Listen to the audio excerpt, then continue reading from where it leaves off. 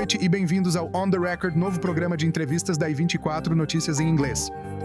Semanalmente, converso com especialistas e líderes de Israel e da região sobre os principais temas do Oriente Médio. É um prazer apresentar meu convidado desta noite, Charles Lister.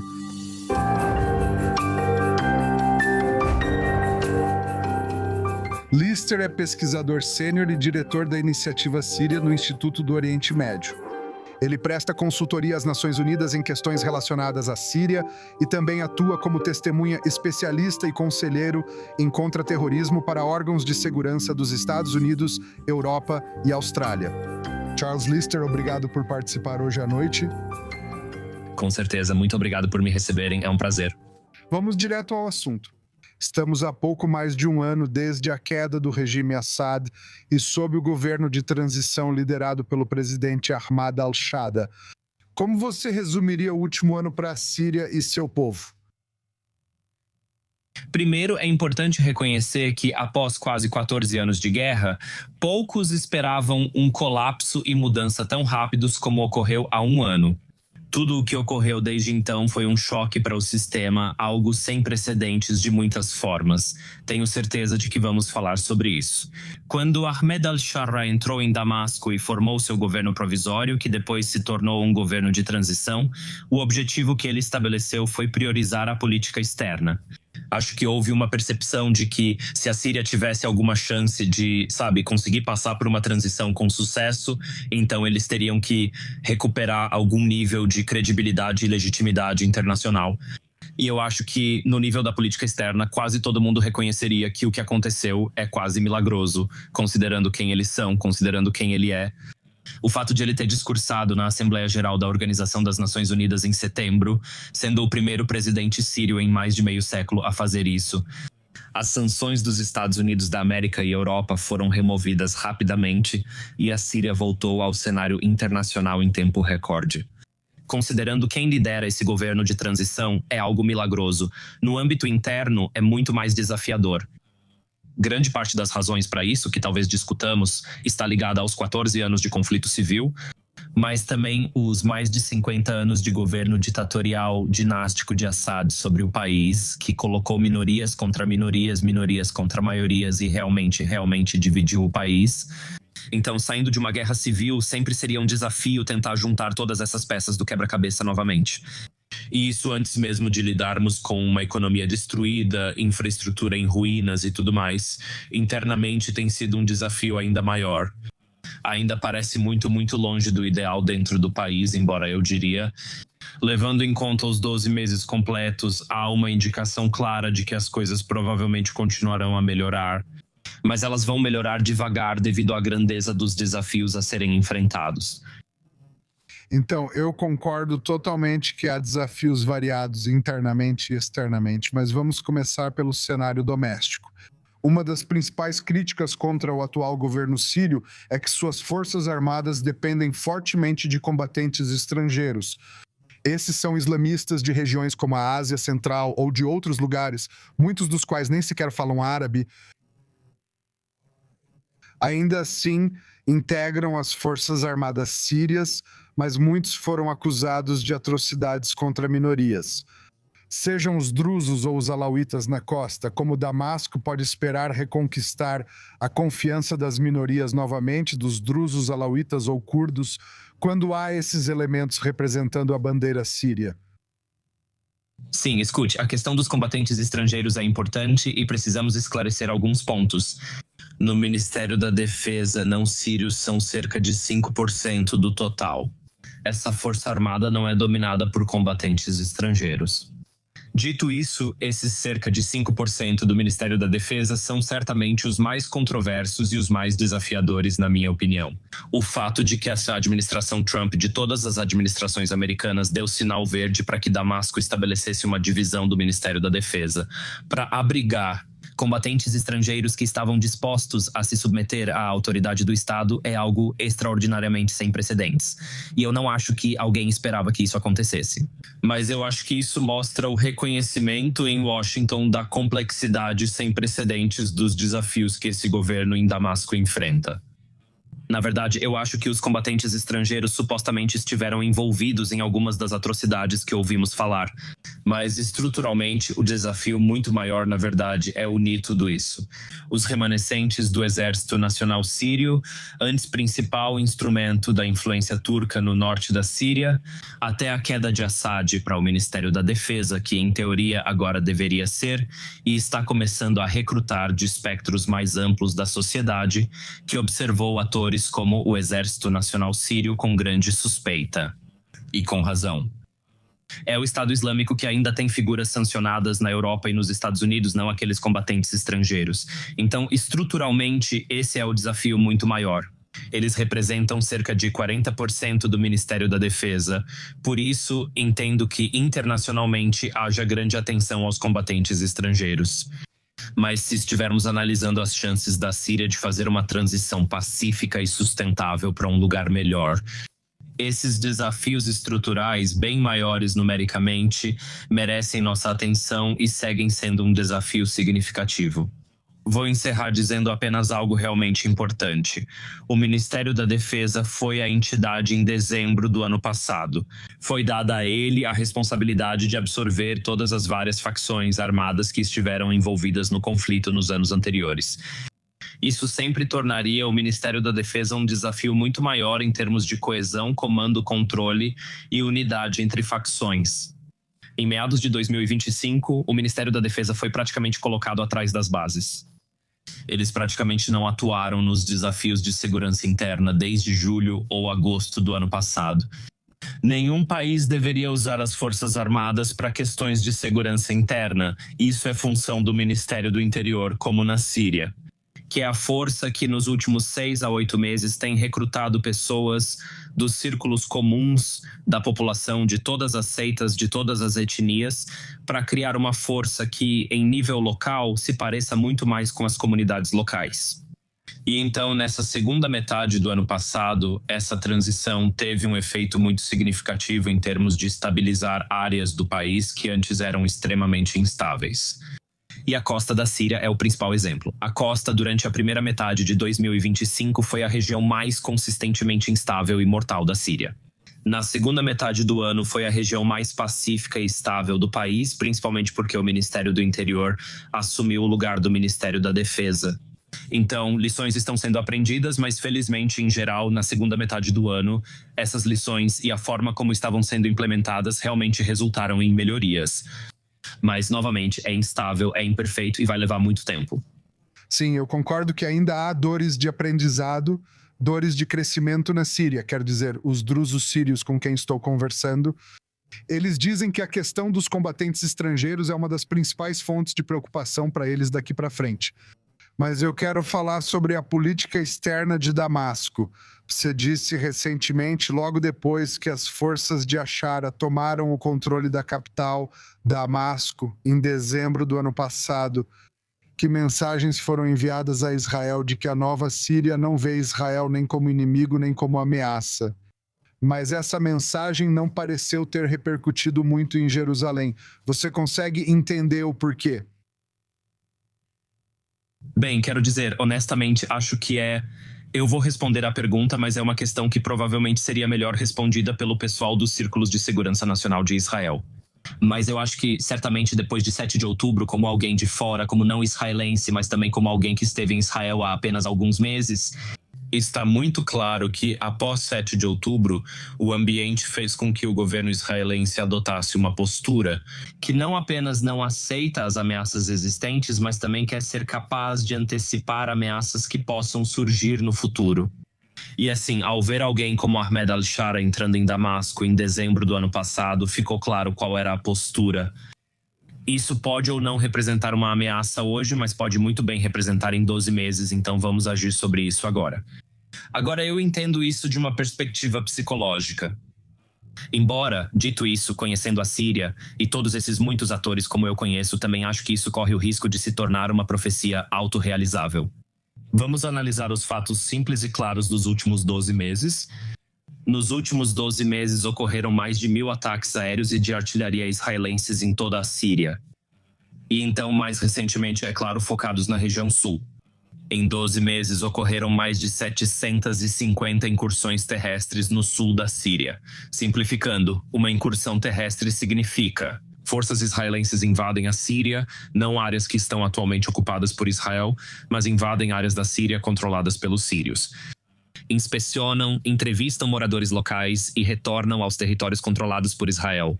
Foram mais de 750 incursões em 12 meses. Durante todo esse tempo, o governo sírio respondeu militarmente 0 vezes. Agora, se isso fosse como costuma ser descrito por altos funcionários do governo israelense, algum tipo de governo insano do Estado Islâmico, não teria havido 0 respostas militares a todas essas ações militares.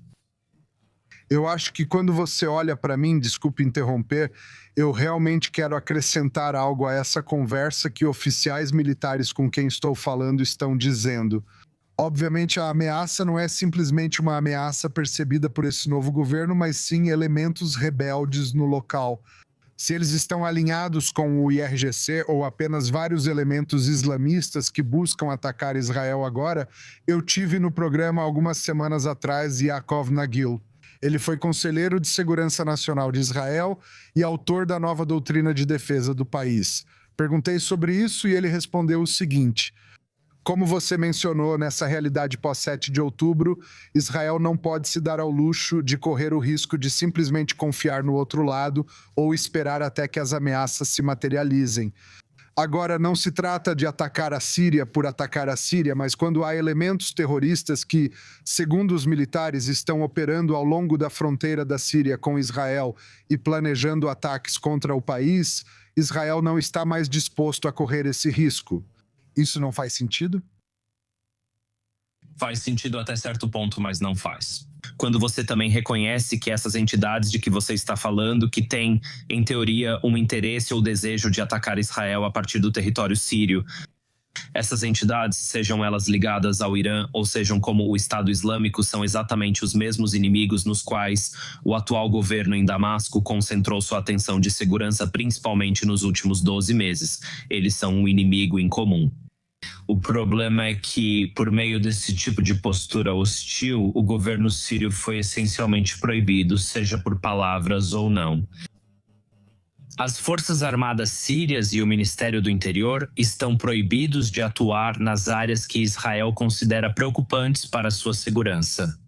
Mas, como escrevi recentemente no Times of Israel, ao analisarmos o que o Ministério do Interior da Síria fez nos últimos 12 meses, eles aprenderam, por exemplo, e eu contei cada um desses casos, então isso é um fato. Mais de 4.500 sistemas de armas que estavam a caminho do Líbano e do Hezbollah nos últimos aproximadamente 9 meses. Isso inclui mais de 50 sistemas de mísseis, superfície ar, mais de 500 foguetes de grande porte, mais de 300 mísseis guiados antitanque. Ao mesmo tempo, o governo sírio, apesar de seu histórico controverso, estabeleceu relação muito próxima e cooperativa com a inteligência e o exército dos Estados Unidos da América, tanto que, em tão pouco tempo, o Comando Militar dos Estados Unidos da América do Comando Central está vindo a público para celebrar os efeitos estratégicos desse novo relacionamento. Em que direção? Contra representantes do Irã e o Estado Islâmico, de novo, as mesmas ameaças e preocupações de Israel.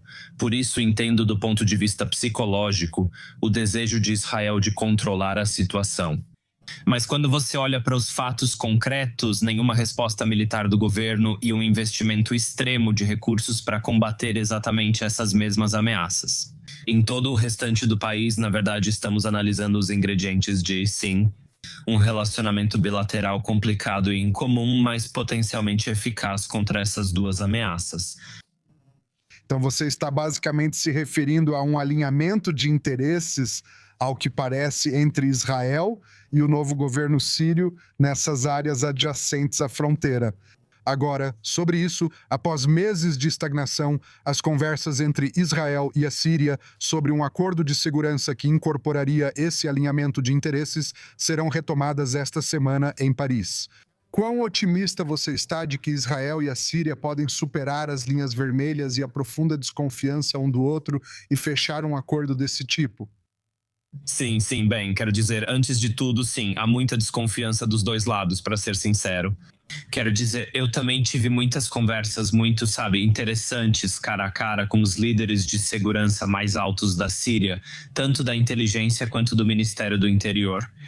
E o quanto eles não estão apenas abertos, mas determinados a curar, recuperar ou consertar essas áreas de desconfiança e depois formar algum tipo de relacionamento de cooperação e coordenação. Isso me surpreende, mas é muito, muito real. Então, em teoria, quando você olha para as conversas, eu acho muito animador que elas tenham sido retomadas nesses 3 meses. Mais ou menos no final do ano passado, quando essas conversas estavam congeladas, só vimos as tensões aumentando. E, para ser franco, principalmente porque as forças de defesa de Israel ampliaram bastante a escala e intensidade das incursões terrestres na Síria. Então, o fato de as conversas terem sido retomadas já é um sinal encorajador por si só. Acho que a reformulação da equipe de negociação de Israel também é bastante animadora. O atual embaixador em Washington, o novo diretor nomeado do Mossad e outros foram bastante públicos, na verdade, ao sugerirem isso. Sim, em meio a todas as complexidades, Israel realmente tem motivos para explorar possíveis acordos e arranjos de segurança com o novo governo sírio. E, novamente, acho que isso também é encorajador. Mas, sim, as negociações em si vão ser difíceis e, no final das contas, são os detalhes que importam e acho que isso é o que vai ser mais difícil de resolver. Mas, no final das contas, só vai ser resolvido se os dois lados concordarem em dar uma chance um ao outro.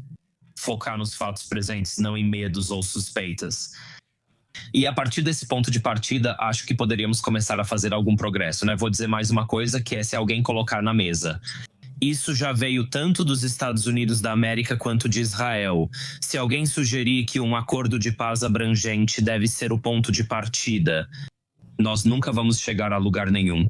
Quero dizer, os Acordos de Abraão foram uma iniciativa bem-sucedida em grande parte do Oriente Médio, mas isso foi possível porque, novamente, sendo igualmente direto, Israel não estava ocupando território pertencente a nenhum dos signatários dos Acordos de Abraão.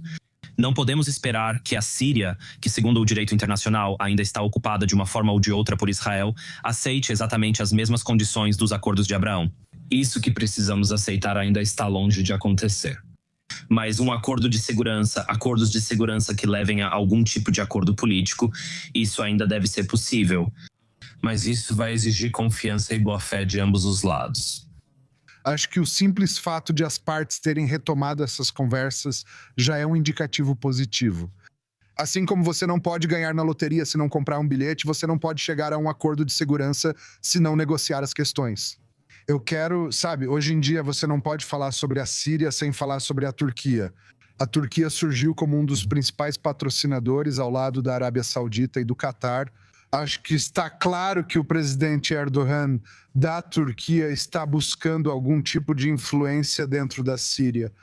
No entanto, embora Israel e a Turquia mantenham relações diplomáticas e não sejam considerados inimigos, a retórica de Erdogan contra Israel e especificamente contra o primeiro-ministro Netanyahu tem se tornado cada vez mais combativa. Acusando Israel de ser pior do que os nazistas, Netanyahu de ser mais maligno do que Hitler, dizendo, abre aspas, Israel será detido mais cedo ou mais tarde. E após a cúpula entre Grécia, Chipre e Israel no mês passado, o jornal conservador turco Yeni Shafak, acho que podemos mostrar na tela agora, estampou em sua primeira página: Israel agora é a ameaça número 1, mas não é só a mídia como eu descrevi. Então, do ponto de vista israelense, parece que a Turquia está transformando Israel em um inimigo. Bem, eu acho que a política interna turca é uma coisa única e tendo acompanhado a política interna turca em relação à Síria por mais de uma década. E tem sido consistentemente claro que Erdogan e seu governo frequentemente usam uma retórica violenta e bombástica. E a mídia como um todo. Às vezes como uma forma de ameaçar, mas também às vezes como uma maneira de tentar traçar linhas vermelhas ou de dissuadir ameaças potenciais em diferentes circunstâncias. Então eu acho que, sabe, a Turquia não é um ator insano. A Turquia não busca guerra com Israel. Isso não está em questão. Eu não acho que nunca esteve, mas a retórica agressiva e as ameaças são reais. E eu percebo, claro, como americano e britânico, com um pé na Europa e outro na América, que é fácil dizer isso. Mas a retórica violenta da Turquia não deve ser sempre interpretada da forma como acho que Israel fez nos últimos anos. Não quero justificar a retórica, mas destacar que a Turquia não busca guerra com Israel, seja via Síria ou de seu próprio território. Você vê potencial para um confronto direto entre Israel e Síria ou entre Israel e Turquia na Síria em algum momento no futuro? Acho que não. Não, a única maneira disso acontecer seria se as negociações fracassam e Israel se torna mais agressivo na Síria, chegando a ameaçar a transição síria. Você veria a Turquia, e não só ela, passando a considerar esse comportamento uma ameaça direta aos seus interesses estratégicos. Interessante. Vamos torcer para não ocorrerem erros de cálculo que nos levem a isso. Agora vamos para a última parte do programa.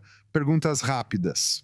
Vou te mostrar 3 imagens e brevemente, se puder, me diga a primeira coisa que vier à sua mente. Então aqui está a primeira imagem. Este é o presidente turco Erdogan recebendo uma delegação sênior do Hamas em Ankara no ano passado. Bem, quero dizer, essa é a política externa da Turquia, assim como tem sido a política externa do Catar, que é manter laços abertos com todos os diferentes atores. Mas isso também é emblemático da posição que a Turquia assumiu em relação à guerra em Gaza. O que não significa necessariamente que o Hamas esteja certo, mas que Gaza precisa ser protegida de mais guerra. Essa é a postura da Turquia e faz parte tanto da retórica violenta vista na mídia, quanto do posicionamento diplomático que busca adotar na dinâmica regional mais ampla. Sim, eu acho que o acolhimento do Hamas e a afinidade com a Irmandade Muçulmana são elementos-chave que, eu diria, alimentam ainda mais a desconfiança de Israel em relação à Turquia. Vai ser interessante ver como isso se desenrola na faixa de Gaza. Vamos à próxima imagem. O líder supremo do Irã, Ayatollah Ali Khamenei. Bem, quero dizer, ele está em uma posição particularmente vulnerável atualmente, considerando o que o presidente Trump direcionou recentemente para a Venezuela e as supostas ameaças que tanto os Estados Unidos como agora potencialmente Israel estão direcionando ao Irã. Então, acho que Khomeini está enfrentando um período extremamente frágil para o Irã. Em meio aos protestos também, é claro que, como fizeram no passado, estão representando um desafio direto à autoridade dele.